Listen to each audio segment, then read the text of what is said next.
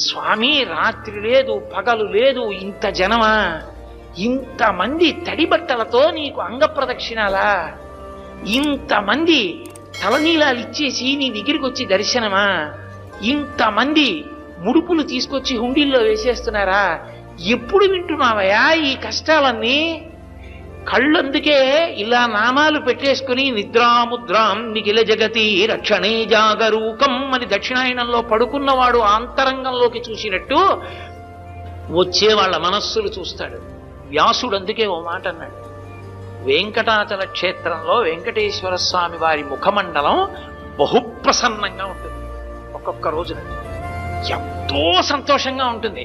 అర్థం ఏమిటో తెలుసా? కొండ మీదకి ఎవరో ధార్మికులు వచ్చారని గుర్తు. ధర్మమునందు విశేషమైన అనురక్తి ఉన్న వాళ్ళు కొండ మీదకి వచ్చారనుకోండి, ఆ రోజు మురిసిపోతాట, రే ఒక్కడు వచ్చాడు